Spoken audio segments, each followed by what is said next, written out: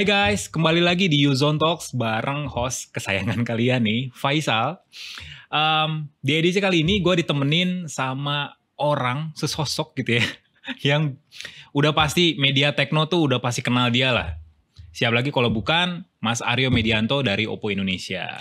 Halo Uzoners, apa kabar semuanya? Semoga dalam keadaan baik-baik aja ya. Oke, semoga Mas Aryo pun dalam keadaan sehat. Sehat ya? pastinya. Sehat, sebentar lagi gajian. Belum, masih lama. Masih lama. Jadi biasa aja sehatnya apa gimana nih? Ya keuangan masih sehat lah pokoknya. Oke. Ya jadi gue sama Mas Aryo ini udah lama banget gak ketemu sebenarnya. Jadi sekalinya ketemu di Uzone Talks tuh kayak spesial banget sih. Terima kasih, saya yang spesial nih. Sekalinya ketemu cowok ya. Iya. Oke, jadi di Uzone Talks ini sebenarnya kita santai aja sih Mas. Oke. Nggak terlalu kerja banget, nggak Siap. serius-serius banget. Kita ngobrol-ngobrol aja. Boleh. Ya ngobrol ya tentang industri smartphone kayak gimana gitu ya. Mungkin tentang Mas Aryo kalau mau curhat juga nggak apa-apa. Waduh, Nah. kayaknya kebanyakan nanti durasinya. Oke, selama ini Mas Aryo ngapain aja sih sebenarnya? Selama ini? Apa ya? Selain kerja di kantor gitu, dari rumah ke kantor pulang, terus selain itu ngapain aja sebenarnya? Selain kerja, tetap kerja sih. Oke. Kerja dan kerja itu sesuai dengan moto pemerintah ya. Jadi memang kebanyakan kerja, lagi sibuk ada beberapa produk baru, nyiapin produk ke depan, kemudian lagi ngatur-ngatur strategi ke teman-teman media seperti apa. Itu sih kesibukannya tiap hari sih seperti itu. Ada teaser nggak? Teaser apa tuh? Teaser apa produk lain gitu yang Produk baru. lain punya Oppo kan tapi Iyalah. Itu ada langsung lah ya ditembak nih. pasti ya pastinya ya ada beberapa produk lagi di bulan depan, ada produk-produk yang mungkin banyak ditunggu orang Indonesia nantinya, itu ada di beberapa bulan ke depan. Ya lagi nyiapin itulah. Nyiapinnya tuh nggak sekedar cuman produknya juga, tapi nyiapin nggak tahu ya, jadi urusannya banyak dengan teman-teman dari pemerintahan, nyiapin untuk nilai TKDN dan lain-lain. Itu sih sekarang. Emang ribet ya ngurusin kayak gitu ya? Kenapa? TKDN kayak gitu ribet ya? Yang ribet itu adalah dari beberapa teman-teman developer aplikasi lokal, itu kita lagi minta mereka untuk pindah sebenarnya ke Android 12, Android SDK 31. Cuman mereka masih karena kebanyakan mereka itu pakai outsource sih. Jadi tuh prosesnya tuh agak lama gitu, bukan di handle sendiri. Oh gitu. Nah ini yang jadi pertanyaan gue nih ya, sejak dulu gitu ya, udah ada TKDN, ada hardware, ada software gitu kan. Kalau hardware tuh perakitan udah pasti di sini gitu ya. Nah kalau yang software tuh, kalau dulu setahu gue ya pakai aplikasi buatan lokal di input ke smartphone-nya. Ya kan? Tapi kenapa masih bisa di-uninstall sih? Terus buat apa gitu? Enggak sih, ada beberapa sih tergantung tingkatannya. Oh gitu. Ada tingkatannya yang nggak mudah di-uninstall, tapi sebenarnya tetap harus bisa di-uninstall. Jadi kalau beberapa yang tingkatannya kita dikasih posisi yang nomor 1, biasanya kalau diklik kanan uninstall tuh nggak bisa. Disable Jadi, aja ya biasanya? Disable. Jadi harus masuk ke menu, application, terus play application-nya baru uninstall. Berarti itu tingkat TKDN yang dikasih ke kita itu lumayan tinggi. Tapi kalau yang memang posisinya nggak begitu bagus, yang agak rendah, itu biasanya dari home screen pun di uninstall tuh bisa. Oh iya, itu gampang ya? Iya, itu gampang. Nah, Oppo sendiri hardware apa software sih biasanya kalau masuk ke Indonesia? Ada 2. Kalau software itu berarti rata-rata perangkatnya flagship. Kalau software Berarti itu impor ya? Impor. Perangkatnya flagship. Kalau hardware itu rata-rata perangkatnya yang non flagship. Kebanyakan yang sekarang kalau terakhir ya pakai produk terakhir, contoh misalkan Reno 8 5G di harga 7.999, nah itu bisa pakai TKDN hardware. Oh, oke. Tapi kayak misalkan Find X5 Pro itu untuk mempercepat biasanya pakai software. Nah, ini yang 4G yang 5G nih. Biasanya dulu tuh kalau nggak salah ada aturan baru kan ya TKDN ya. 4G tuh minimal 30% ya. Iya. Kalau 5G tuh berapa Belum persen? ada. Belum ada ya? Belum ada. Tapi rata-rata kenapa pas gue lihat di situs TKDN Kemenperin, kenapa smartphone 5G tuh persentase TKDN selalu lebih tinggi? Lebih tinggi kayak 31%. Ada yang sampai 36 bahkan. Iya, memang kalau nggak salah terakhir kan TKDN 4G itu kurang lebih 25% ya. Terus dinaikin, semua diminta di atas 30%. Makanya kebanyakan kalau searching sekarang, si handphone ini rata-rata di atas 30, 30,5, 31, 32. Itu tuh memang dari vendor-vendor sendiri itu kebanyakan berusaha menaikkan tingkat kandungan dalam negerinya. Oke. Jadi ya sebenarnya semakin tinggi semakin bagus, tapi semakin ribet nggak sih buat vendor? Ribetnya itu sebenarnya sih lebih kepada aplikasi-aplikasi yang mendukung. Oke. Ada syaratnya. Kesiapannya itu ya mereka harus disertifikasi juga. Mereka ngasih persentase ke kita berapa, itu ada lembaga sendiri yang akan menilai berapa persen tingkat kandungan dalam negeri mereka. Itu kan dinilai dari MAU, DAU, Daily Active User, Monthly Active User. Nah, pantesan aplikasinya itu aja ya? Emang nggak ada maksudnya aplikasi indie gitu yang beneran buatan yang baru muncul gitu misalnya? Kecil kan? Nilai active usernya kan kecil. Ada minimalnya ya? Ada hitungannya itu. Jadi berarti yang gede dong yang masukinnya? Kebanyakan rata-rata aplikasinya sih gede ya. Aplikasi-aplikasi yang gede yang memang diunduh banyak orang itu biasanya itu akan banyak membantu kita di TKDN. Oh, makin gede si downloadernya, makin gede tingkat TKDN-nya? Iya, dan itu nanti akan dihitung juga. Ada lembaga yang ngitung, nanti dia ngasih ke kita posisinya ada berapa nih, ada posisi 1, 2, 3, 4, 5, 6, 7, 8, 9, 10 gitu. Kalau dikasih posisi 1 berarti persentase dia ngasih ke kita tuh akan lebih besar. Achieve-nya kita akhirnya si perangkatnya ini bisa segera dipasarkan itu makin tinggi. Jadi intinya tuh HP masuk sini itu banyak banget prosesnya. Jadi prosesnya nggak gampang. Iya, nggak gampang. Kayak kalau konsumen ngeliatnya sih ya udah ada di pasar, tiba-tiba ada di pasar. Nah, si konsumen tuh kadang suka gini nih, di global launching. Ayo dong kapan masukin. Itu kayak meskipun kayak special edition misalnya contohnya, itu berarti kan prosesnya panjang banget. Panjang. Apalagi kalau unitnya dikit gitu ya. Iya, worth it nggak sih sebenarnya? Proses sebenarnya nggak hanya TKDN ya, kalau teman-teman tahu nih nggak hanya TKDN, tapi juga berapa besar permintaannya nanti. Kan kita kan harus juga mikirin nih si perangkat ini, misalkan edisi spesial ini masuk ke Indonesia, ini kira-kira berapa orang, itu tuh yang agak susah buat kita. Kalau minta doang mah gampang ya. Dibanding perangkat-perangkat yang umum kita sudah bisa naksir lah ya. Kira-kira ini akan laku sekian juta unit segala macam dalam berapa bulan gitu, karena kita sudah punya pengalaman. Tapi kalau perangkat-perangkat yang special edition, nah itu yang agak sulit. Dan juga kalau di Oppo special edition-nya itu terkait sama yang namanya rights, copyrights. Jadi beberapa copyrights tuh emang kebanyakan sih ke ini ya, ke anime yang Jepang-Jepang gitu ya. Conan tuh ya. Iya gitu. Itu rights-nya itu hanya bisa diizinkan untuk beredar di wilayah China aja. Itu yang kalau masalahnya adalah perangkat-perangkat yang special edition yang berkaitan dengan anime. Tapi kalau special edition lain, nah itu kita harus ngitung semua tuh. Kira-kira di sini gimana? Laku dalam waktu cepat atau enggak? Nggak mungkin yang namanya special edition itu kita bawanya dikit gitu. Kita bawa 100 gitu. Wah, resource-nya terlalu besar buat bawa itu ke sini. Benar. Jadi ya permintaan kalian tuh sebenarnya ribet gitu diurusinnya, dan memang sih diganjarnya ya ini smartphone-nya legal dan ngurusin untuk garansi dan lain-lain lebih aman gitu ya. Betul. Nah, kalau ada orang yang nekat beli misalnya impor gitu ya, mandiri gitu ya. Itu menurut Mas Aryo gimana sih?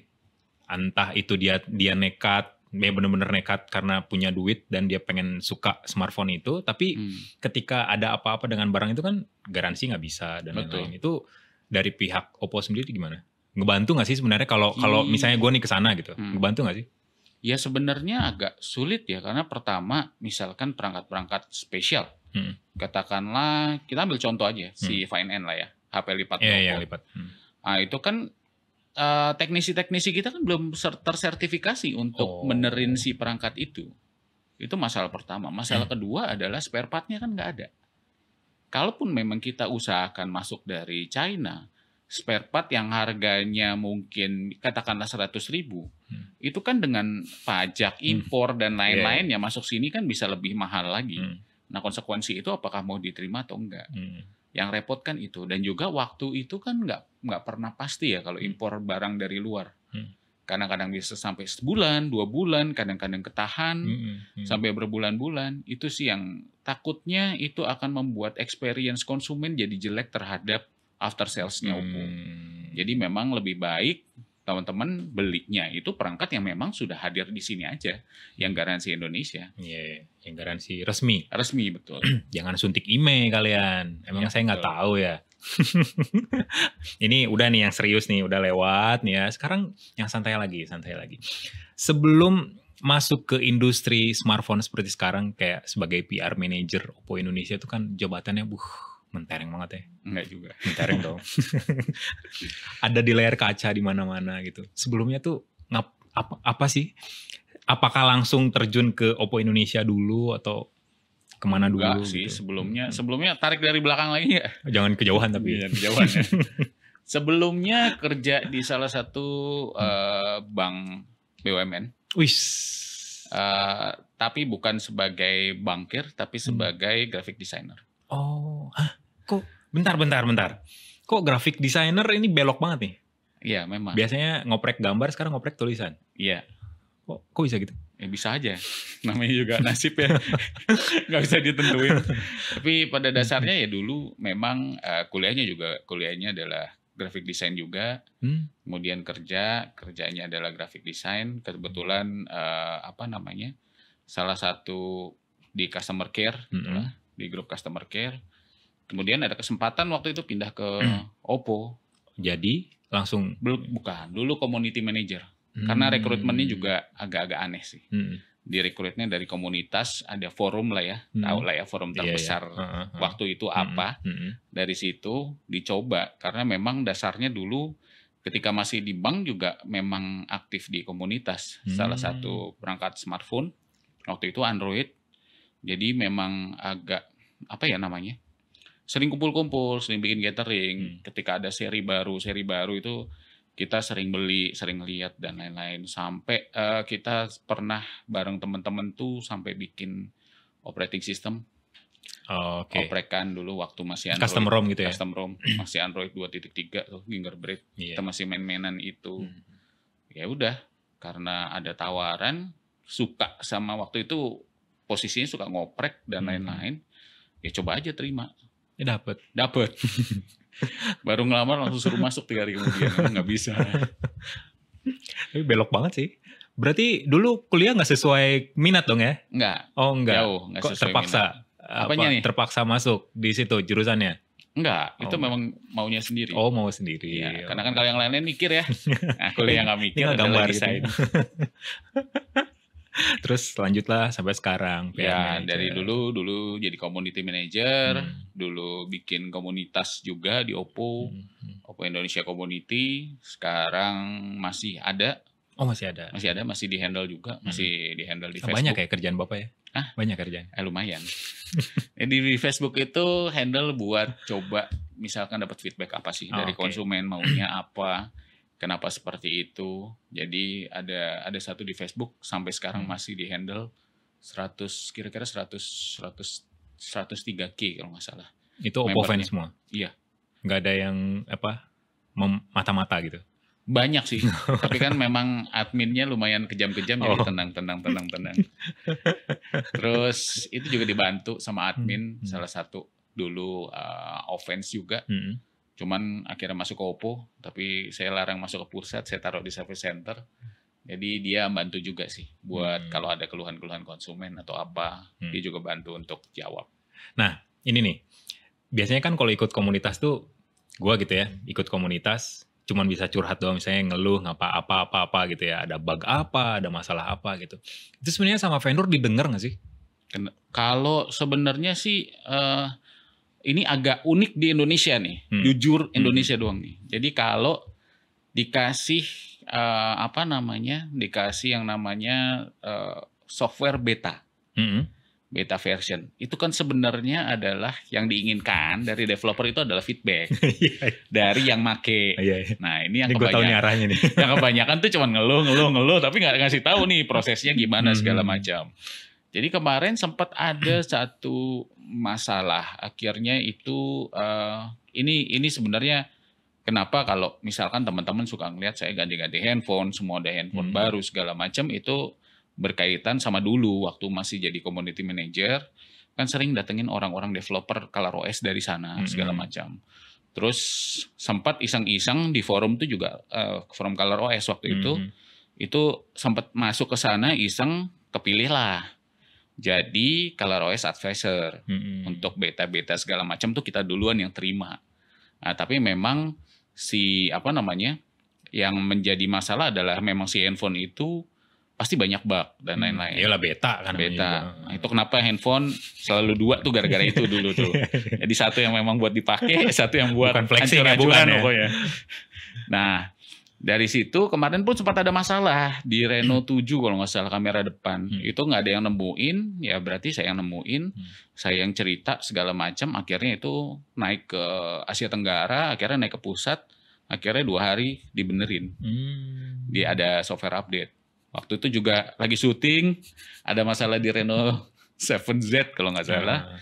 Itu sampai nelpon sama developer orang Cina segala macam, mereka nanya ini PR iya, kenapa dia yang ngambil bugnya segala macam, ya habis gimana yang lain nggak ada yang ngasih. Ada cuma ngeluh doang nggak ngelaporin gitu. Betul, kebanyakan sih ngeluh doang tapi nggak ngelaporin. Kayaknya kebanyakan cuma pengen nyobain OS baru aja kali ya. Betul, kebanyakan tuh pengen ini baru nih, pengen nyoba nih apa bedanya. Tapi dia nggak tahu ini beta atau resmi tuh nggak tahu kali ya. Sebatas itu aja. Jadi mereka nggak tahu bahwa kalau ada masalah tuh ya dilaporin semuanya, prosesnya gimana. Karena kan kalau memang dia bisa kita pandu, sebenarnya kita akan minta dia untuk ambil log. Lognya seperti apa, nanti dikirim ke kita segala macam gitu. Lucu. Ya begitu kalau konsumen di sini. Ya gue pun dulu kalau dapat update OS beta tuh pasti aduh pengen nih, tapi karena baru punya satu HP gitu ya, mikir ini pasti bug kemana-mana nih gitu. Kayak M-Banking apalagi kan, itu ngaruh banget lah, keamanan bolong-bolong. Tapi ya akhirnya ya bersabar, tapi ya kalau sabar juga lama banget kan biasanya sampai ke rilis global. Iya, tapi itu mau gimana pun juga jadi resiko kan. Resiko yang kita ambil karena memang pada awalnya itu pernah jadi beta tester, terus juga pernah jadi ColorOS advisor. Ya udah, kita udah wajar, udah tahu lah kalau nanti handphonenya bakal berantakan, bakal gimana segala macam ya. Tinggal kita laporin aja nih permasalahan di sini. Nanti ditambal segala macam. Itu kepuasannya cuma situ. Ketika permasalahannya ditambal, terus namanya ditaruh di forum, udah itu aja. Seneng gitu ya? Seneng gitu. kayak dapat badge apa gitu ya? Iya, ada kontribusi dulu ColorOS berapa ya? 7 atau ColorOS 6 gitu. Ada pokoknya di bagian about itu ada special thanks tuh, ada namanya tuh. Oh serius? Ada? Ada. Ada benderanya Indonesia gitu? Enggak, cuma nama-nama di forum aja. Iya seru ya. Iya kalau tukang ngoprek dapat kayak gitu emang seru sih. Senang, cuma itu aja itu juga cukup buat kita. Dan lanjut sampai sekarang masih. Kalau sampai sekarang ya kemarin terakhir Reno 7Z itu masih. Cuman sekarang bedanya kan kita ngelapornya di sini ada tim yang namanya quality tester. Jadi quality tester itu dia yang akan menyampaikan ke pusat. Jadi kita ngasih tahu nih ada bug ini bugnya gini segala macam. Kalau yang lain biasanya akan diminta perangkatnya. Tapi kalau udah ke saya gitu, pasti dia akan bilang tuh, ya udah mas ambil bugnya aja, di record aja nanti ketahuan gitu. Jadi udah tinggal kirim, udah nanti mereka akan lanjutin lagi ke pusat. Gitu. Jadi gitu tuh. Sebelum OS launching tuh ada beta dulu emang ya. Betul. Jadi jangan langsung nyobain, itu bukan gaya-gayaan pengen yang baru doang, bukan. Itu buat ngetes developer sebenarnya. Kalau misalnya kayak gue nih orang awam, tiba-tiba ngupload ikutan beta tester. Nah, kan biasanya ada kuota kan? Ada kuota. Nah, itu developer yang pengen ikutan ketika kuota habis rugi dong ya sebenarnya. Iya, jadi kan itu juga salah tuh kalau update kemudian beta atau official tuh. Biasanya suka ribut nih, kok belum dapat, kok belum ini. Update itu nggak bisa semuanya. Misalkan kalau OS-nya ada di Reno 7 gitu loh. Yang kalian pikir Indonesia kan? Tidak. Semua dunia. Jadi emang batch per batch.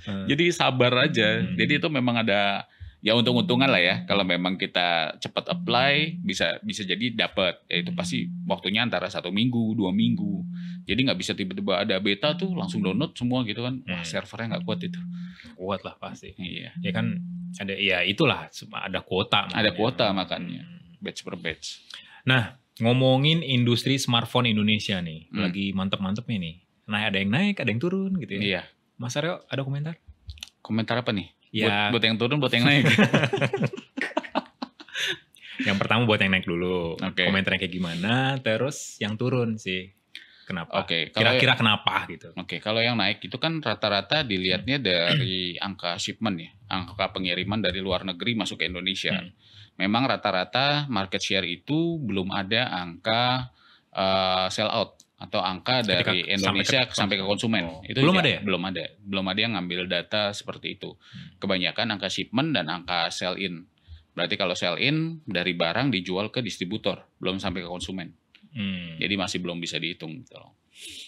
Kalau naik berarti memang posisi mereka ini lagi memang agak membaik ya. Biasanya sih kalau misalkan angka itu naik, mau nggak mau memang kalau di Indonesia ini yang bikin naik itu handphone dengan SRP-nya antara 1 sampai 2 jutaan lah. Oh, masih menengah ke bawah. Masih menengah ke bawah. Itu paling gede, itu memang udah paling gede.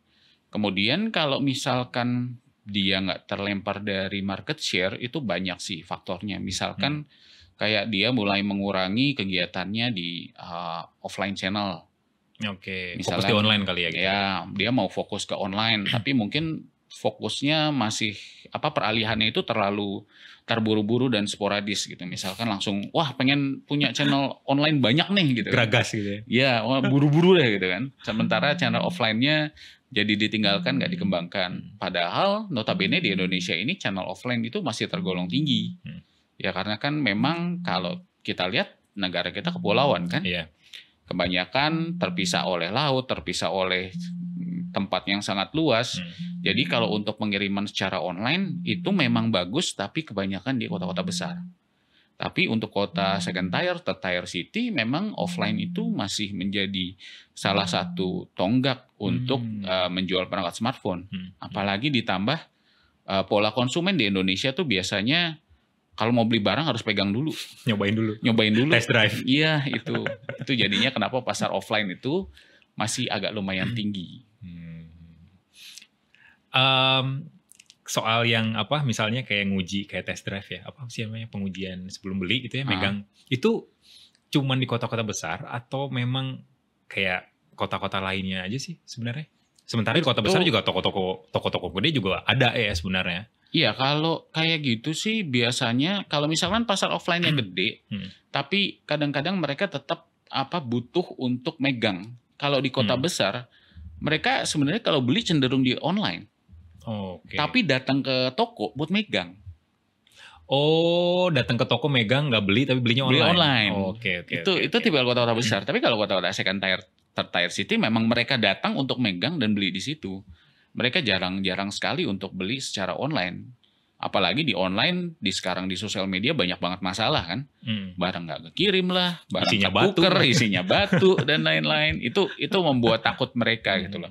Karena mereka sendiri nggak bisa melihat bahwa apakah toko-toko yang menjual di online kredibel atau enggak. Padahal pun Oppo pun punya toko resmi di online, official store gitu kan.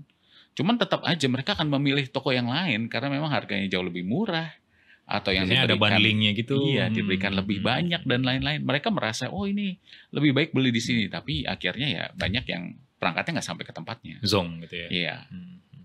Nah, ada komentar nggak sih soal ada tuh gue pernah lihat di toko online kayak barang bekas display dijual lagi, di repacking. Itu kalau dari Oppo sendiri dijamin nggak sih garansinya, kualitasnya gitu? Oke, kalau di kebanyakan X demo ya, biasanya X demo. Kayak display barang. Kalau X demo itu ada beberapa barang yang X demo. Kalau memang X demo dari toko atau dari store segala macam, ya teman-teman kalau beli kira-kira bisa mendapatkan experience yang nggak begitu enak. Karena kalau barang demo itu memang beberapa menit kemudian tuh biasanya ada video demo, entah video fitur, video apa, dan biasanya kalau habis foto itu nggak bisa nge-save. Meskipun udah di-reset ulang gitu? Nggak bisa. By OS berarti ya? Iya, dan itu kalau mau misalkan mau dibawa ke service center, minta flashing segala macam akan diminta ID Oppo-nya, ID karyawan, karena nggak bisa orang umum tuh nggak bisa kayak gitu. Itu. Berarti di toko, berarti orang awam yang beli kayak gitu kasihan juga dong ya? Iya sebenarnya kasihan sih, tapi gimana ya caranya? Infrastruktur online itu belum begitu dewasa ya. Kalau di Indonesia itu kan kayak segala sesuatu digitalisasi kan dipaksakan pasca pandemi kan. Iya. Orang tuh belum bisa beralih dengan cepat untuk tahu digital tuh beli yang benar tuh di mana, barang yang beres tuh barang seperti apa dan lain-lain. Ya memang kadang-kala pun juga banyak konsumen yang ketipu tuh, kayak di komunitas tuh banyak banget yang ketipu. Jadi banyak banget tuh perangkat-perangkat zaman dulu tuh F1S dijual baru dibilangnya. Padahal udah discontinue lama. Kalau udah iya. discontinue kita udah nggak jual lagi. Tapi memang dibilangnya baru dan lain-lain. Terus dalam 2 minggu ada yang lemnya copot lah, ada yang apa. Ya? Sebenarnya itu refurbish. Tapi refurbishnya by teknisi pinggir jalan lah istilahnya seperti itu. Itu yang kita sayangkan karena akhirnya hal-hal tersebut lah yang akhirnya membuat brandnya Oppo itu jadi sedikit kurang begitu baik di mata mereka. Karena lihat brand sih sebenarnya. Iya, padahal itu bukan dari Oppo. Kalau dari Oppo ya pasti ada official store-nya. Di e-commerce semua udah ada, di aplikasi di handphonenya sendiri ada gitu loh. Ya, ini makanya ada Yuzon Talks. Jadi biar tahu. Ternyata beli barang display itu murah sih murah. Tapi ya ternyata gitu ya. Betul. Kalau display kalau display toko itu kan si barang itu kan ada di toko terus nyala terus kan. Nah, yang disambung kabel yang kalau dicabut bunyi itu kan. Yes, itu juga pasti akan mengurangi performa dari perangkatnya. Tapi kan mereka nggak tahu. Nah, nanti kalau performa jelek ya Oppo jelek segala macam. Padahal bukan gara-gara mereknya, tapi memang barang display itu barang yang dipakai terus-terusan. Oppo sendiri fokusnya masih di menengah ke bawah kah? Atau sekarang kayaknya ngelihat dari seri-seri yang baru nih kayaknya mulai masuk ke high end gitu deh? Ya memang kalau di tahun ini kebanyakan naiknya tuh ke pasar menengah ya. Menengah sampai menengah ke atas itulah ya. Di bawah flagship lah ya. Itu yang akan jadi konsentrasi. Kenapa? Karena memang ada pola pergerakan konsumen dari pandemi ini yang tadinya mungkin punya handphone yang masih entry level ya. Karena memang pandemi nggak kemana-mana, mereka bisa saving, mereka udah mulai naik ke level-level menengah untuk membeli perangkat smartphone. Maka dari itu di tahun-tahun ini memang fokus Oppo akan ada di situ. Tapi tidak memungkiri bahwa kelas menengahnya, kelas bawahnya juga masih ada. Sebenarnya lebih megang ya yang kelas bawah. Ya kelas bawah itu satu-satunya yang bikin saya nggak banyak kerja ya. Jadi udah ada di pasar ya udah, nggak usah di announce gede-gedean. Sering sih ngelihat brand yang tiba-tiba ngirim rilis, launching, menengah ke bawah. Biasanya kan kalau brand tuh ada bikin acara bla bla bla gitu. Ini tiba-tiba launching ada di pasaran gitu. Ya itu karena memang perangkatnya sendiri tanpa kita announce besar-besaran, awareness konsumen tuh udah lumayan tinggi sama produk-produk seperti itu. Mereka tahu. Harapan Oppo di industri smartphone di Indonesia pengen jadi nomor 1 lagi ya? Kita nggak ngejar yang nomor 1, nomor 2, nomor 3 itu semua tergantung dari shipment. Shipment berarti tergantung dari kebutuhan konsumen. Tapi yang kita kejar itu gimana caranya Oppo itu bisa menjadi leading in industry, bukan masalah peringkat. Tapi memang di industri ini kita bisa memberikan sesuatu yang lebih, yang positif. Dan juga kalaupun ada pola persaingan, sebenarnya persaingan yang diharapkan dari Oppo adalah persaingan dalam acara purna jual. Jadi bukan persaingan bahwa wah speknya ini segala macam tuh. Terus biasanya kan Mas Faisal juga sering lihat ya compare-comparean segala macam yang nggak penting. Tapi kita lebih pada si konsumen ini dapat apa sih? Apa yang mereka dapatkan ketika beli perangkat smartphone? Apakah smartphone-nya doang ataukah ada layanan yang lebih baik lagi yang bisa mereka dapatkan? Dan juga ketika melihat sebuah smartphone, membeli sebuah smartphone, sebenarnya yang mereka beli ini smartphone ini buat berapa lama? Itu yang paling penting. Karena ada smartphone yang memang murah, tapi memang umurnya ya mungkin pendek. Kita memang menjual smartphone yang kurang lebih bisa dipakai ya lumayan lama ya. Katakanlah contohnya adalah teknologi BHE atau Battery Health Engine. Battery Health Engine itu kan kurang lebih si perangkat ini ada di Reno 8 ya. Kurang lebih si perangkat ini minimal bisa digunakan dalam waktu 4 tahun. Minimal. Jadi kan kita menyajikan perangkat yang memang bisa lama digunakan oleh orang gitu. Nggak cuma perangkat yang tiba-tiba sebulan rusak, seminggu rusak. Terus nanti rusaknya juga bingung nyarinya di mana. Itu gacha itu yang diputer-puter itu. Itu gacha segala macam. Kita nggak mau bikin perangkat seperti itu. Yang jelas bahwa perangkat kita harus memang bisa dipakai dalam jangka waktu lama dan memuaskan konsumen. Karena kemarin waktu first sale Reno 8 4G dan Reno 8 5G itu ada beberapa konsumen di Oppo Gallery yang ditanya, memang handphonenya lama-lama semua. Satu baru ganti dari F1S, satu baru ganti dari F11 Pro. Jauh itu banget. Tahun berapa gitu kan? Jauh banget. Iya, tapi mereka bilang bahwa mereka itu nuker handphonenya karena memang alasan storage. Ya. Yang memang sudah tidak memadai. Alasan klasik lah itu. Iya, tapi handphonenya sampai sekarang masih dipakai. Dia ngasih tahu masih dipakai. Ini saya masih pakai WhatsApp, saya masih pakai chat dan lain-lain. Itu filosofi produk itu adalah dengan harga yang dibayarkan oleh konsumen, dia akan mendapatkan semua yang memang benar-benar sepatutnya didapatkan oleh konsumen. Nah, ini nih. Gue sering lihat, mungkin Mas Aryo juga sering lihat lah di komunitas di Facebook ya, komunitas Android, apalagi komunitas Android yang ini.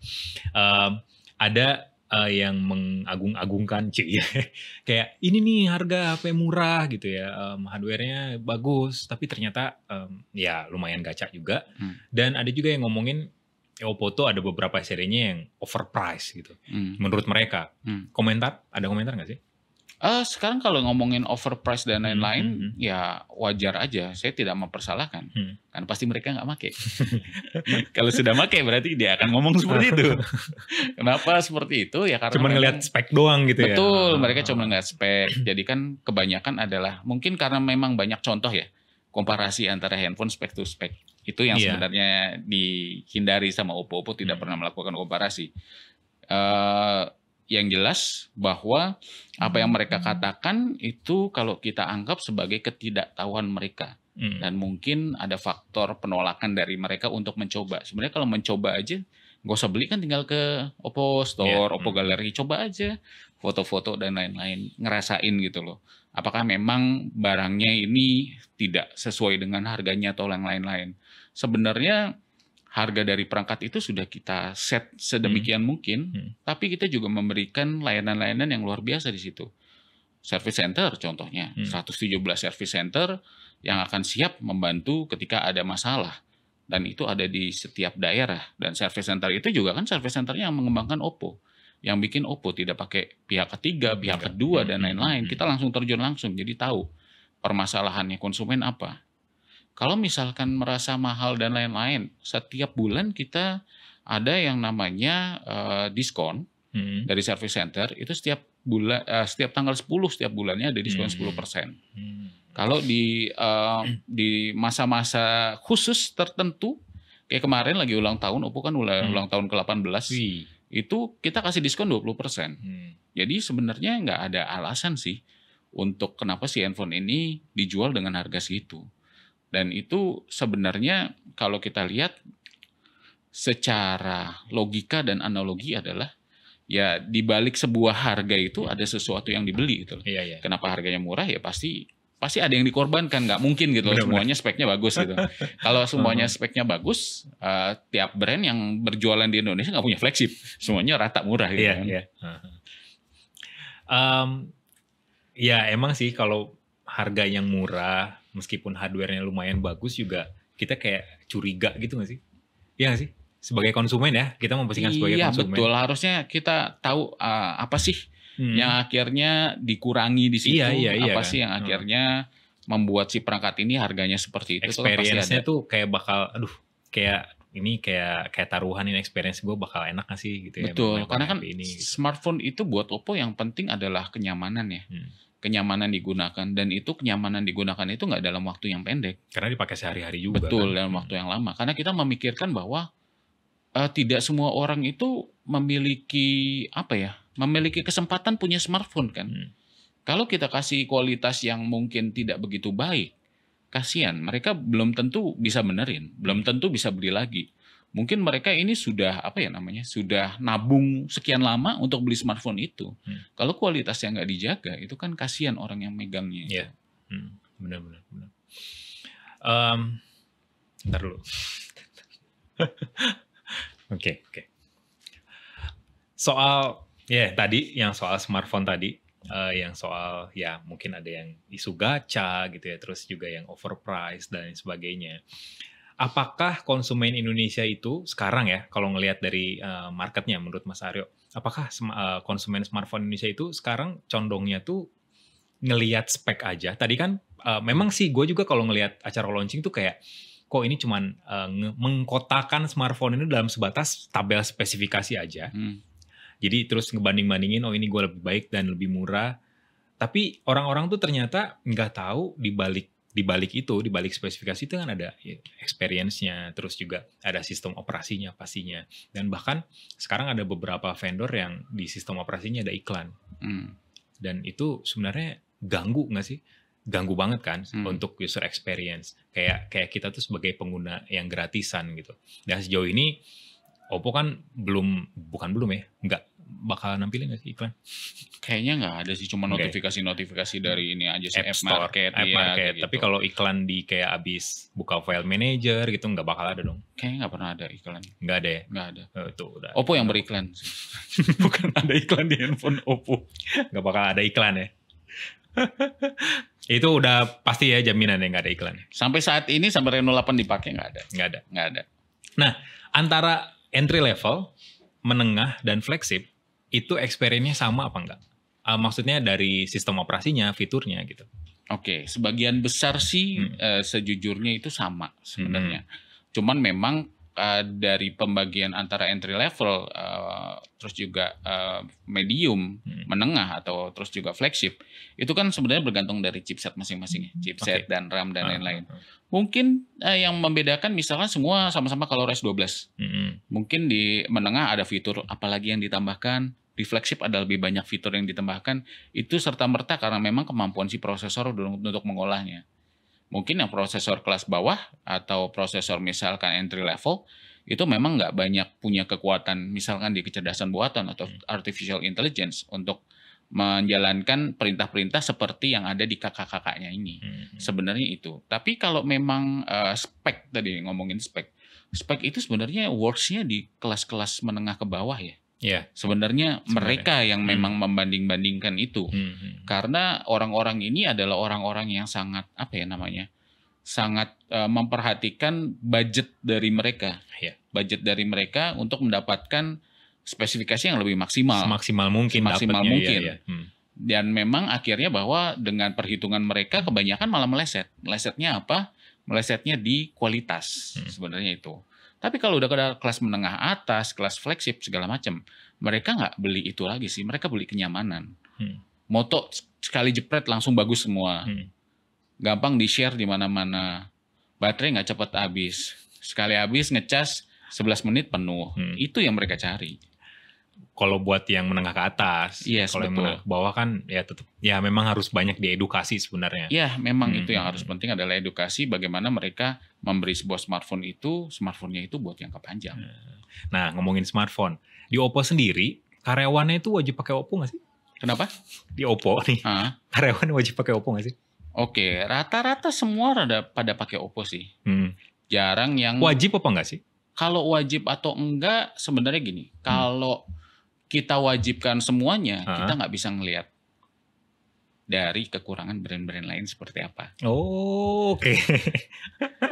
Berarti ada yang pakai kompetitor gitu ya? Satu divisi ada yang beli semua kompetitor. Oh serius? Serius. Buat banding-bandingin doang gitu? Iya. Mereka kekurangannya apa, kita apa, segala macam. Kalau memang ketika di ColorOS nih, ngomongin ColorOS ada masalah, terus kita lihat itu masalah terus-terusan, kita harus lihat di kompetitor, permasalahannya sama atau enggak. Karena nanti kayak gitu tuh biasanya buat laporan kita ke developer. Ini loh di handphone B tuh nggak kenapa-napa, di ColorOS tuh ada masalah seperti ini. Bisa di fix nggak atau ini nggak. Tapi sebenarnya berarti no problem ya. Misalnya gue karyawan Oppo gitu ya. Enggak, maksudnya contoh doang nih. Ini contoh doang. Jadi karyawan Oppo gitu misalnya, terus pakai HP dari A misalnya. Nggak masalah, tapi kalau ketemu saya pasti saya kata-katain gitu aja. Anda nggak cinta produk sendiri gitu. Ya nggak mungkin lah, dalam artian bahwa kita pakai handphonenya, kita tahu segala macamnya, kita tahu segala permasalahannya dan lain-lain. Karena kan banyak orang dari vendor gitu, ketika ditanya apa-apa kan nggak ngerti kan tentang handphonenya kan. Ya saya nggak tahu apakah dia nggak make atau dia makainya. Banyak sih itu yang kayak gitu. Ya, atau makainya pas ketemu teman-teman media doang, yang satu dimasukin ke tas. Terus di IG pamer yang lain gitu ya. Iya, segala macam. Kalau saya kan memang ya udah saya pakainya Oppo ya semua pakai handphone Oppo. Karena memang ya kadang-kadang apa ya, di rumah pun juga handphone Oppo tuh agak lumayan banyak. Ngoleksi ya Bapak ya? Iya ngoleksi. 20-an ada kali. Yang tanda tangan artis juga nggak salah deh. Ada dong. Masih punya. Masih dibungkus? Masih, Raisa masih ada. Tinggal dijual sih itu. Iya. Barcelona masih punya 2. Yang gitu-gitu emang suka mengkoleksi hal-hal yang spesial. Beli apa dikasih? Beli. Serius? Nggak pernah dikasih. Nah, kasihan banget ya. Tapi harusnya bisa kan dikasih kan? Enggak sih. Kalau biasanya kita make yang unit sama dengan misalkan sekarang kita ngasih Reno 8 ke teman-teman media. Reno 7-nya balik. Reno 7-nya masih bisa kita pakai. Sampai nanti diminta lagi sama pabrik. Jadi beli ya selama ini? Iya. Gua kira tuh malah, karyawan Oppo. Nggak tahu ya kalau yang lain dikasih, terus saya mau beli-beli aja. Pengecualian kali? Enggak sih, cuma nunjukin kemampuan aja. Nih, kan baru-baru ini lagi rame nih Apple launching iPhone 14 series, terus ada Dynamic Island. Sebenarnya kan itu fitur lama ya, punch hole tapi di-tweak lagi biar lebih bagus. Ya, dimain-mainin lah istilahnya. Padahal secara konsep sama aja sebenarnya. Nah, terus keluarlah isu kalau Android tuh bakal niru nih kayak Dynamic Island dan lain-lain. Nah, Oppo sendiri bakal mungkin terinspirasi dengan fitur itu atau gimana? Masih belum tahu ya kalau terinspirasi atau enggak. Tapi yang pasti kalau sekarang sih fokusnya lebih ke under screen kamera sih. Under screen kamera. Next product berarti. Mudah-mudahan, masih belum tahu. Tapi yang jelas under screen kamera itu menjadi salah satu bagian yang menarik dari pengembangan Oppo selanjutnya. Daripada punch hole. Ya, mungkin ya itu akan jadi yang lebih menarik. Dan yang pasti adalah kalau punch hole memang sudah menjadi hal yang umum ya. Umum banget sih. Umum banget. Dan memang kalau di Android pun sebenarnya ada beberapa smartphone yang bisa menghilangkan punch hole-nya dengan bar hitam itu kan. Nah sebenarnya kan ya kurang lebih sama lah ya. Kurang lebih sama cuman lah mereka lebih mahal. Ya cuman memang mereka berusaha menutupinya dengan minimize si aplikasi-aplikasi itu kan biar ada di atas. Ya sebenarnya kalau kayak gitu secara sistem Android sih gampang banget ditiru sih. Gampang banget ya? Gampang banget.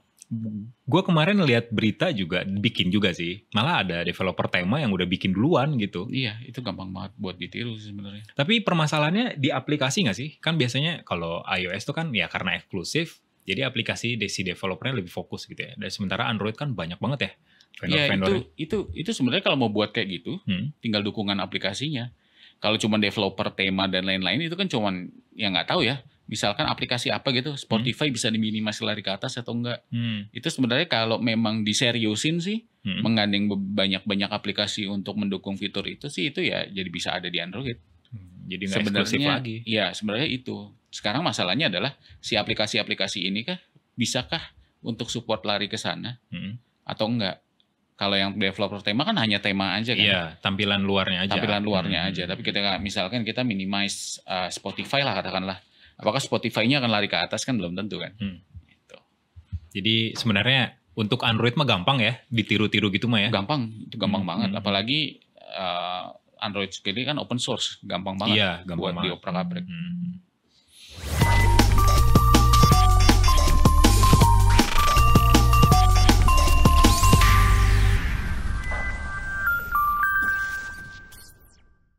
Ya, kembali lagi ke Yuzon Talks, masih sama gue Faisal dan Mas Aryo. Kita udah minum air mineral, emang nggak bakal ada yang menaruh di sini nih. Lumayan di sini nih, tuh posisinya bagus, pas gitu ya. Tadi kita sempat rehat dikit ya Mas Aryo. Iya. Dan sekarang kita lanjut lagi. Belum bosan kan? Belum ya? Masih enjoy ya? Enjoy. Kemarin ada isu, smartphone yang pakai MediaTek tuh ternyata security-nya gampang dibobol. Gampang dihack. Sementara Oppo kan ada ya beberapa smartphone entry ya kalau nggak salah. Ada yang baru juga pakai MediaTek ya. Yang Reno 8 Pro 5G. Nah itu gimana tuh? Apakah dapat jaminan keamanan kah?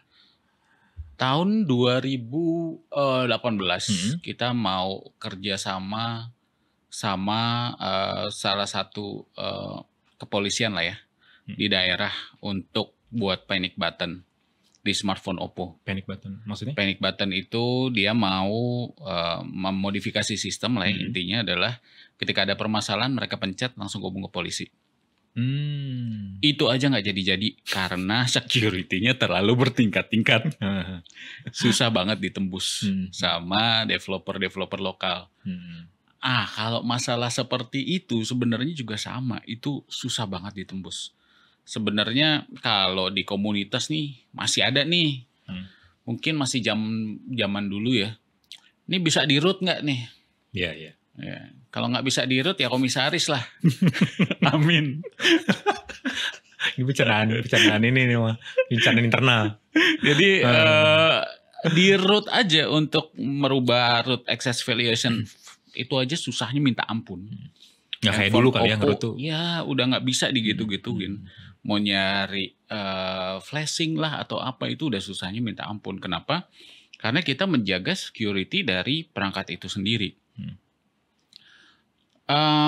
Yang banyak dilakukan adalah dari sistem ColorOS itu sendiri, itu lumayan dari ColorOS 7.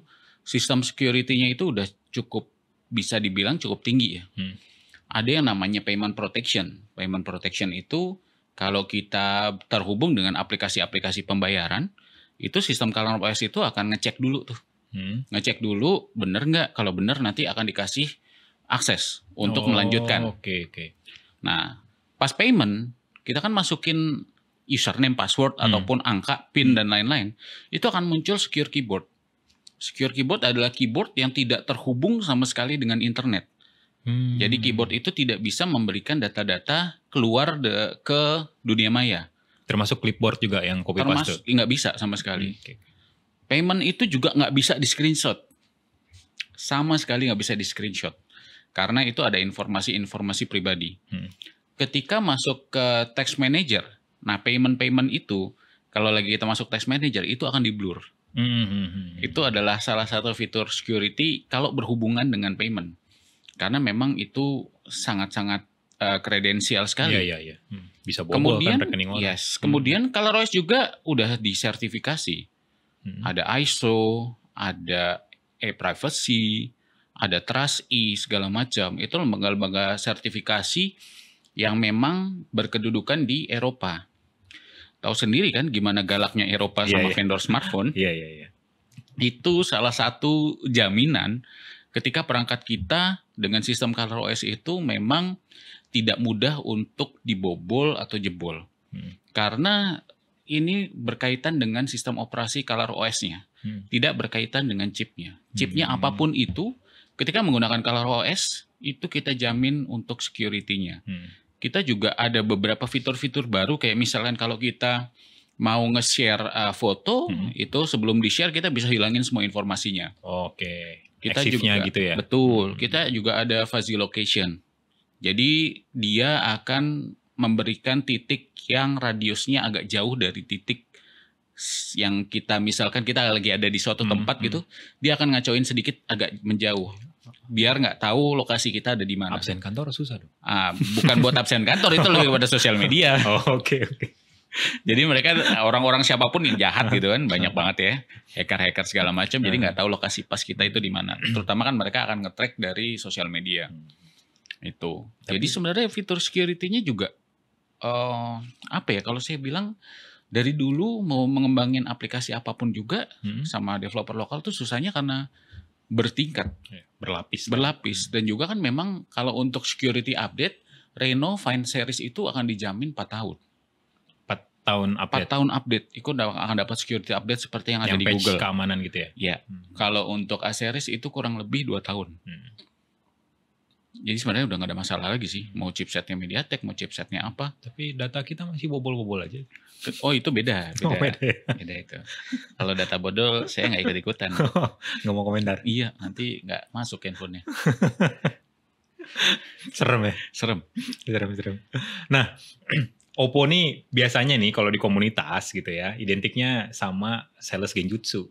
Niatnya beli A, belinya beli Oppo gitu. Apapun itu ya, misalnya ke toko ini niat beli A, udah nanya-nanya tapi akhirnya beli Oppo gitu di fotonya. Itu kok bisa sih? Ya, pada kenyataannya di luar itu sales-sales itu diambil sama brand lain juga. Karena memang pada dasarnya adalah mereka pintar untuk berubah pola konsumen yang ketika mau beli punya keraguan, mereka pintar untuk menyarankan untuk mengambil perangkat Oppo aja. Pinter ya? Mereka cari celahnya pintar, dan memang itu yang agak sulit ditandingi sama brand-brand lain adalah kita punya manajemen sendiri.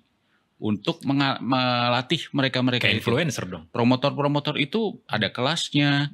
Setiap bulan ada ada kayak ujian dan lain-lain. Ada caranya gimana mendekati konsumen dan lain-lain. Cakep-cakep lagi ya. Iya betul. Jadi sebenarnya bukan genjutsu, tapi memang itu promotor-promotor kita itu kepinteran gitu sebenarnya. Jadi gampang banget orang terpengaruh dengan promotor. Pernah lihat tuh di mana ya yang promotornya followernya bisa sampai ratusan ribu. Iya rata-rata ada ya. Iya memang rata-rata followernya banyak. Dan mereka kalau jualan memang apa ya? Memang kita bisa bilang rebel lah ya. Sampai jemput, sampai ngantar perangkat, sampai apa. Tapi ya saya rasa mereka itu bukannya mereka mau genjutsu atau apa, mereka yang pintar-pintar sebenarnya. Sekarang tinggal ya dari konsumennya sendiri. Kalau masih punya keraguan ya jangan berhadapan sama promotor Oppo gitu loh. Kalau berhadapan sama promotor Oppo ya bisa pindah semuanya ya. Karena memang mereka kita bekali dengan ilmu bagaimana cara men-treat customer, bagaimana cara customer biar bisa menjatuhkan pilihan ke smartphone Oppo, apa titik kelemahannya mereka ketika bertanya dengan Oppo dan lain-lain. Dan mereka memang kemampuannya di-upgrade terus. Jadi jangan, ini banyak nih di TikTok. Apa? Stop untuk bertindak bodoh, nanya bisa main Dota atau enggak. Promotor kita udah tahu. Serius, banyak banget. Gitu? Banyak banget kan konsumen atau netizen yang suka iseng gitu-gitu kan. Promotor kita udah tahu. Kok ada yang nanya gitu ya? Ada yang buat konten doang sih sebenarnya. Buat muji atau apa atau muji knowledge mereka gitu. Nah, di sisi lain dari konsumen sendiri, kalau misalnya gue nih pengen beli smartphone, misalnya budget ya let's say menengah gitu ya. Apa sih yang harus diperhatikan sebelum membeli smartphone? Selain dari brandnya ya? Yang paling susah itu adalah kebutuhan. Iya. Ya biasanya kan konsumen budgetnya segitu, kebutuhannya banyak banget. Pengennya semua. Iya. Kamera bagus, bisa gaming, nggak tahu diri emang. Budget 2 juta maunya pas ketemu, pas dilihat-lihat, Find X5 Pro nih 15 juta. Ini nggak akan ketemu-temu. Iya benar. Jadi sebenarnya mereka itu masih sulit untuk menentukan sebenarnya handphonenya mau buat apa. Itu yang agak susah. Kalau mau buat kamera yang bagus ya pasti kita larinya ke Reno. Kalau buat perangkat flagship ya pasti ke Find. Kalau buat performa dengan kamera yang oke, baterai yang tahan lama dan lain-lain itu pasti ke A. Sebenarnya mereka sendiri yang harus tahu. Kebutuhannya apa. Buat foto ya berarti kamera sama storage. Jangan pedulikan RAM dan lain-lain. Kalau performa ya berarti prosesor sama RAM. Kalau multimedia ya berarti ya layar dan juga sound segala macam. Kalau mau semuanya itu flagship. mahal tapi ya itu sebenarnya mereka sendiri harus menentukan mereka maunya apa. Itulah akhirnya keluar overprice ya. Iya, gitu loh. Karena mereka nggak tahu gitu budgetnya segini dapatnya apa betul. Sama yang keluar misalkan handphonenya cuma gini doang. Itu biasa kejadian ketika kita terbiasa memegang perangkat flagship, kemudian megang perangkat yang entry level kan. Ini gini doang segala macam. Enggak. Sebenarnya kita harus memposisikan diri kita ketika kita punya budget 1,7 gitu ya, cuma dapatnya 16K ya pasti 16K itu apakah mencukupi atau enggak gitu kan. Nah, itu sebenarnya kebutuhan itu yang agak sulit sebenarnya untuk didefinisikan dari masing-masing calon pengguna atau calon pembeli. Kebutuhan. Kemudian kedua, yang mereka cari itu sebenarnya si handphone ini termasuk after sales atau enggak? Termasuk purna jual enggak? Balik lagi, kalau nyari handphone yang dicari sebenarnya karena habis itu dibeli. Iya. Yang dicari adalah purna jual. Yang dicari adalah mungkin update security-nya. Yang dicari adalah bagaimana handphone ini bisa bertahan lama atau enggak. Karena kan habis misalkan itu dibeli, kan sebenarnya konsumen ini langsung putus hubungan dengan tokonya kan. Iya. Nah ini kan larinya ke purna jual. Nah purna jualnya gampang nggak ditemuin. Kalau servis mesti nunggu berminggu-minggu nggak, berbulan-bulan nggak. Oppo sendiri servis gimana? 1 hour fix. Jaminan itu ya? Iya, semua harus selesai dalam waktu 1 jam. Setidaknya kalau memang barangnya nggak ada, mereka akan dapat jawaban bahwa nanti ini loh, kira-kira kalau servisnya ini spare partnya akan kita carikan, besok akan kita carikan dan lain-lain. Jadi kan kalau ada beberapa service center kan yang PHP ya. Jadi udah masuk, terus nggak dikasih tahu nih kapan barangnya ada. Diem aja. Nanti kalau kita yang ini, oh iya Pak ada gini. Kalau kita nggak, pokoknya dalam waktu 1 jam selama konsumen ada di service center, mereka harus tahu jawabannya apa. Okay. Dan biasanya mereka follow up juga. Ini saya kan berkali-kali nih follow up gara-gara ada screen itu. Screen punya teman saya itu. Yang kenapa-kenapa itu ya? Iya, jadi ditanyain terus. Saya mah bilang, ini bisa dicariin nggak? Dicariin Pak dari sini. Besok bisa kesini lagi buat datang. Terus kita kan kayak kemarin kan ada diskon 20% ya. Sampai tanggal 17. Walaupun nanti belinya hari Selasa, saya minta lock di tanggal 17 bisa sama mereka. Jadi yang penting udah kebaca bahwa tanggal 17 memang mesen spare part itu ya tetap dapat diskon 20% walaupun lumayan masangnya tanggal 20 atau tanggal 21. Lumayan lah 20%. Itu. Kemudian ketiga service centernya tadi. Itu kan yang pertama tadi bilang mudah ditemuin, ada 1 hour flash fix gitu kan. Kemudian tadi ada kemudahan diskon 10% dan lain-lain. Ini diskon ini sebenarnya salah satu pembelajaran buat konsumen agar tidak mereparasi perangkat smartphone-nya di pusat perbaikan tidak resmi. Iya.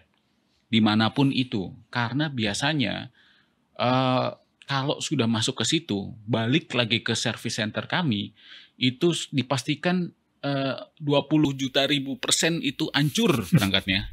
Nggak bisa diapa-apain. Jadi malah jatuh lebih rugi. Dan garansi angus ya? Garansinya memang angus, tapi ruginya itu loh. Dalam artian, saya punya temen ya, influencer nih, namanya Tit. Gitu. Jadi dia juga punya perangkat yang dia ganti si layarnya sendiri. Udah sekali, 2 kali, 3 kali, begitu 3 kali dia memanfaatkan Oppo Service Day yang diskon 10%, begitu diganti dari 3 kali ganti itu sama 1 kali ganti harganya sama. Jadi sama aja sebenarnya. Sama aja dia ngabisin waktu gitu ya. Betul, itu yang kita ajarin ke konsumen dari Oppo Service Day itu kita kasih diskon 10% biar mereka belinya di kita. Belinya jadi perangkatnya itu bisa bertahan lebih baik lagi. Kenapa? Karena itu kan akan mengurangi tingkat kepercayaan atau terhadap mereknya sendiri. Nanti jangan-jangan Oppo gini gampang rusak segala macam. Enggak ya, servisnya di mana? Kalau servis di service center sih nggak bakalan rusak ya. Tapi kalau servis di luar, di tempat yang nggak tahu, spare part-nya nggak tahu, itu pasti bakalan rusak. Dan yang diganti di Oppo itu bukan komponen, tapi spare part. Kalau komponen kan rusak, misalkan buzzer. Buzzernya aja diganti, mungkin sekitar katakanlah 200.000. Buzzer itu kan terletaknya ada di mesin bawah, misalkan di Oppo di mesin bawah. Yang kita ganti 1 mesin bawah. Memang mainboardnya, memang akhirnya jadi 800.000. Tapi mainboard itu akan digaransi 6 bulan ke depan. Daripada ganti satu-satu gitu, yang mesti dipanasin, diambil lagi, disolder lagi, dibersihin, ditempel lagi, kita ganti semuanya. Karena kan siapa tahu pas ketika dipanasin diganti ada yang rusak lagi, ada komponen yang rusak lagi. Karena kan memang dia tidak melakukan pembongkarannya sesuai standar yang kita lakukan. Itu.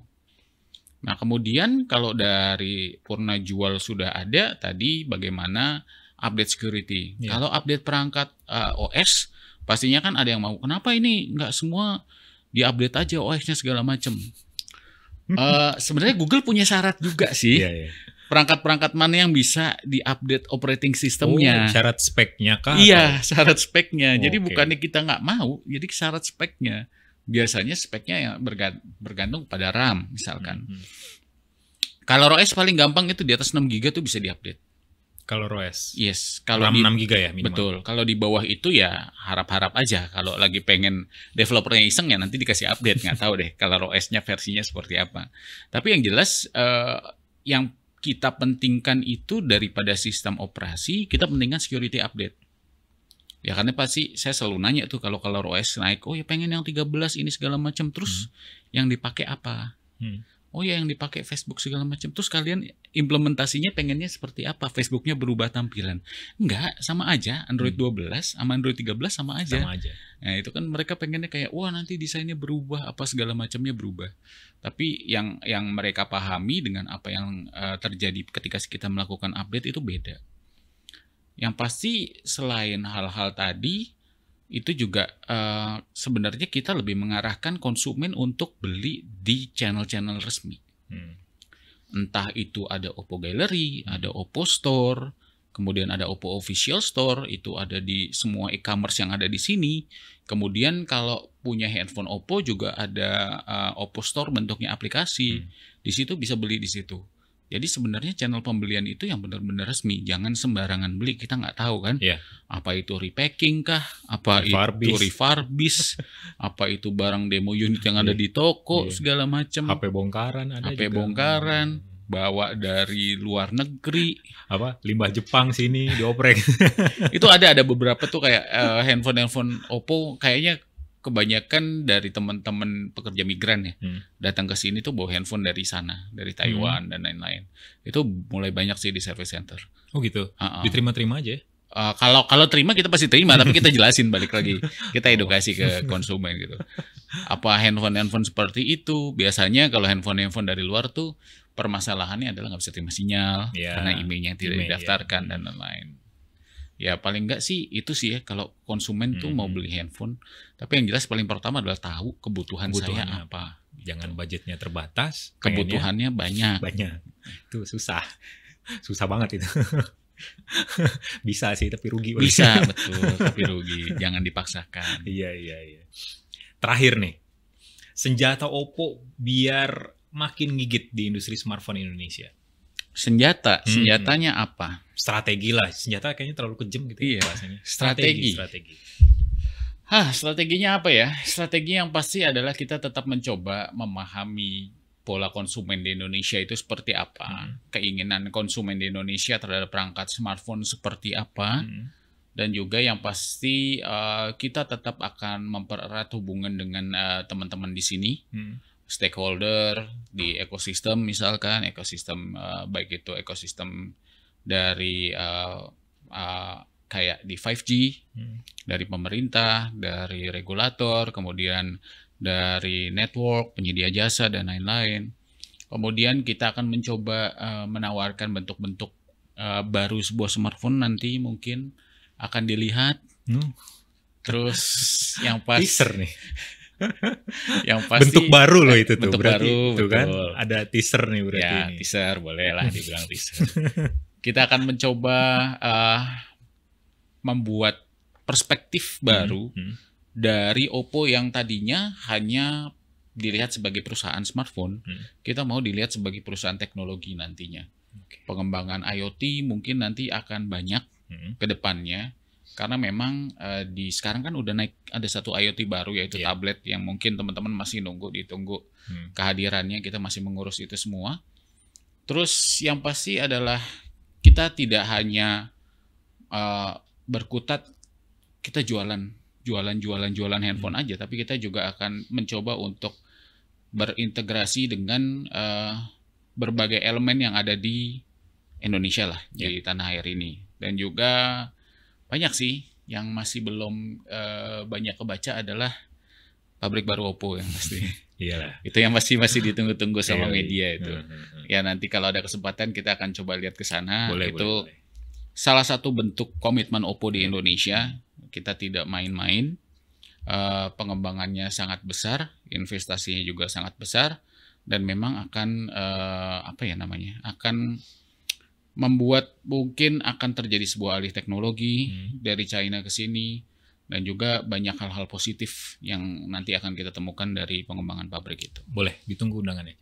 Ditunggu. Boleh.